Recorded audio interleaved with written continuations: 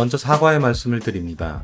2020년 10월 14일에 업로드된 비급여 주사제가 임의비급여라서 실손보험 보상이 안 된다고의 영상 중 잘못된 부분이 있습니다.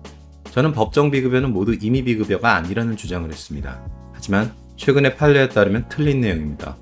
그것도 모르고 비아냥거렸으니 참 부끄럽네요. 보험 관계자가 아닌 일반인 분들은 지금 이게 무슨 얘기지 하실 겁니다. 이 상황은 한 암 전문의의 브런치 글을 보면 쉽게 이해되실 겁니다. 이 의사분은 요양병원의 리플렛에 나온 치료들이 효과가 크지 않은데도 실비보험을 믿고 남용되고 있다고 얘기하고 있습니다. 이 치료를 받지 않으면 입원을 거부하고 있다며 우려를 표명하고요. 사실 저번 영상에서 얘기했던 비급여 주사제도 이런 식으로 남용되고 있는 것은 마찬가지입니다. 그러나 의사의 진료 행위는 전문성과 재량성이 큰 분야입니다. 그걸 가지고 제3자가 왈가왈부할 수 없죠. 그리고 보험회사는 약관과 법률로 보험금의 지급과 비지급을 결정해야지 남용하고 있다는 사실만 가지고 결정하면 안 됩니다. 그래서 오랜 시간 이 문제는 수면 밑에서 끓고만 있었습니다. 결국 실손보험회사들은 2019년에 드디어 방법을 찾았습니다. 심평원은 상당히 오랜 기간 동안 의사의 진료 행위를 관찰해왔고 이 행위를 분류하여 급여와 비급여로 정리해 두었는데 이 분류 기준을 가지고 이 범위를 벗어난 진료 행위를 불법으로 만드는 방법을 생각해낸 겁니다. 근데 이게 문제가 좀 있어 보이네요. 곧 분쟁이 불타오를 것 같은 느낌이랄까요? 그리고 심평의학에 이어 약관의학이냐며 분노할 의사분들의 불타오르는 모습도 상상되네요. 오늘은 해당 판례의 논리를 살펴보고 제가 생각하는 문제점도 얘기해 볼까 합니다.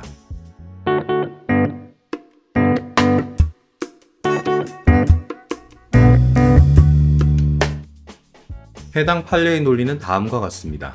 고압 산소 처치는 화면에서 보듯 급여에 해당됩니다. 여기에 써있는 보건복지부 고시의 인정 기준을 만족하면 건강보험에서 의료비의 일부를 부담하는 급여가 된다는 거죠. 하지만 판례는 여기에 명시된 인정 기준에 해당하지 않으면 임의로 행한 비급여 진료, 즉 임의비급여로 보고 이를 통해서 받은 진료비 등을 속임수나 그 밖에 부당한 방법으로 받은 위법한 행위라고 하고 있습니다. 심지어 그게 급여이든 아니면 비급여이든 모두 임의비급여가 될 수 있다고 하는 거죠. 다만 그러한 경우라도 병원이 다음에 세 가지를 입증하면 예외적으로 위법하지 않게 됩니다. 1. 합리적으로 조정하는 절차가 마련되지 않았거나 절차를 일부러 회피했다고 보기 어려울 때. 2. 진료 행위가 의학적으로 필요성이 있고. 3. 환자의 동의를 받은 경우에 한해서 말입니다. 자, 판례의 논리대로 약관을 해석해 보겠습니다. 질병통원 약관에서는 비급여를 다음과 같이 정의하고 있습니다.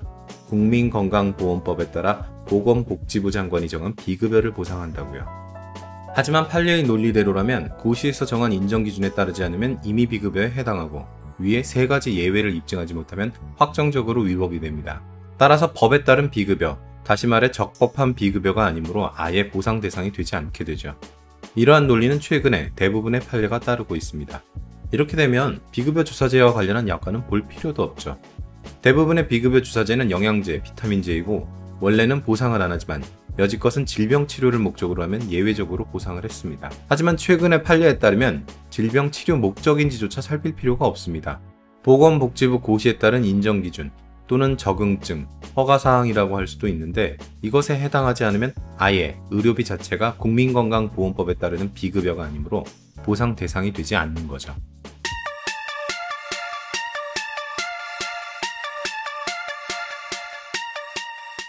자, 이제 제가 생각하는 의문점을 말해볼까 합니다. 물론 판례의 논리는 충분히 이해가 갑니다.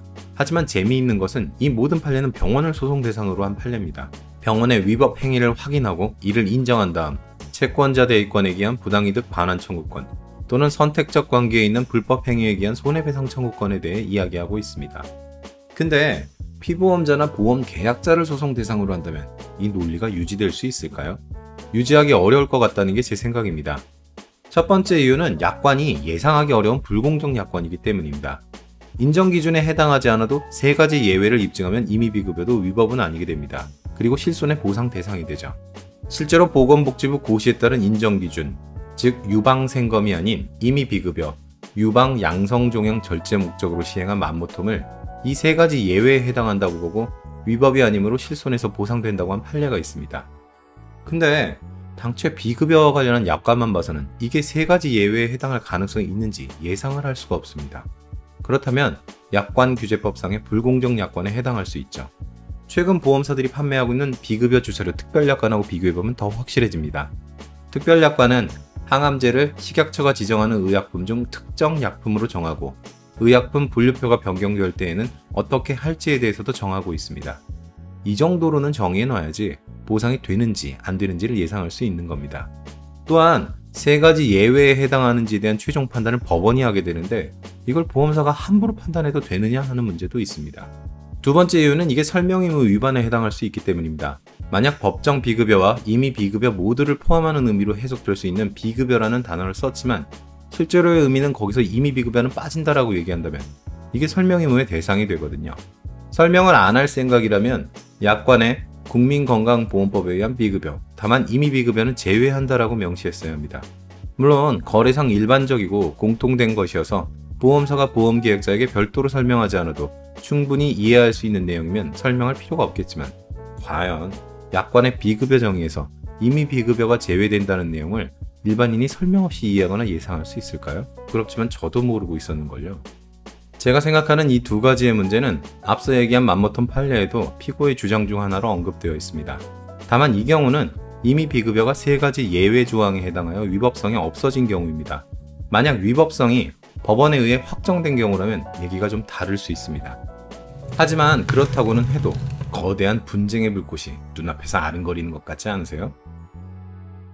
손해와 보험연구소. 돈 내는 보험에서 돈 받는 보험으로 보험금 지급만 연구합니다. 자, 요약 정리 들어갑니다. 보건복지부 고시에 따른 인정기준 또는 적응증이나 허가사항에 해당하지 않으면 급여도 비급여도 모두 임의 비급여가 될 수 있습니다. 또한 임의 비급여는 위법행위입니다. 다만 세 가지 예외에 해당하면 임의 비급여라고 할지라도 위법은 아닙니다. 위법행위에 해당하면 법에 따른 비급여가 아니므로 보상하지 않습니다. 다만 그렇다고는 해도 약관이 불공정 약관이거나 설명의무 위반에 해당할 수 있습니다. 앞으로 분쟁이 예상됩니다. 오늘 영상이 도움이 되셨다면 아래의 좋아요와 구독 버튼 눌러주세요. 또 네이버 밴드에서는 좀 자주 소소한 얘기를 하고 있습니다. 아래 링크를 참조해주세요. 상담을 원하시거나 교육을 원하시는 분은 네이버에서 손해와 보험연구소를 찾아주세요. 들어주셔서 감사합니다.